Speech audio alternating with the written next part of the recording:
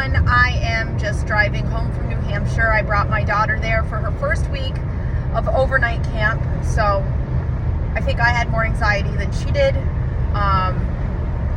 I feel like I dropped her off to college, but anyway, she will be fine. I'm popping on here because I am actually extremely curious what everyone's thoughts are regarding our upcoming election for New York District 21. I know that a few of you have heard Blake speak at a few different events. I know that he said he's coachable, and so we are trying to work with him on the things that we're really concerned about. We really want Stefanik out, but more importantly, regardless of where she goes, we need to come together and decide as a group who we are getting behind for the Democratic candidate. I am actually meeting Dylan Hewitt, who is another candidate who had interviewed with the chairs, the county chairs in our district. Obviously, he didn't make the cut for the special election. It was Blake that was chosen, but I think we're in, new territory. I believe that most of the chairs would agree that they're open to hearing where these candidates are at, and we have a year, so a lot of things can change in that period of time. What I'm curious of hearing from Dylan is how he's going to be different than the things that we've heard from Blake. And maybe there's going to be some things that are the same, but I would like to hear what's going to be different from him. Is he more progressive? Does he take harder stances on his feelings about ICE? Does he have a less conservative edge to him? Regardless of what it is, I am asking all of you guys to kind of pay attention.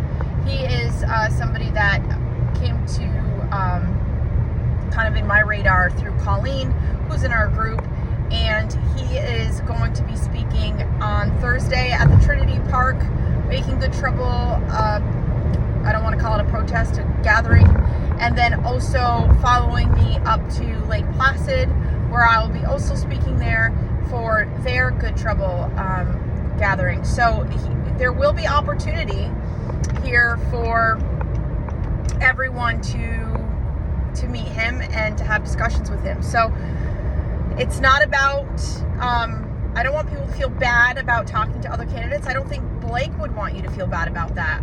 It was my feeling back when we interviewed Paula through Dakota North. I wanted her to understand that as candidates popped up, Show Up's responsibility is to provide a platform for our politicians that are local and they, need a place to voice their opinions, their stances. Then that's what Show Up is for, and we're going to show up to listen to them. And we don't need to make decisions until we're voting, right? Like, we don't need to make any of those decisions right now, and that's okay. So when we talk about people coming to speak, we don't need to be like, oh, well, we're not supporting Blake. No, I don't think that's true.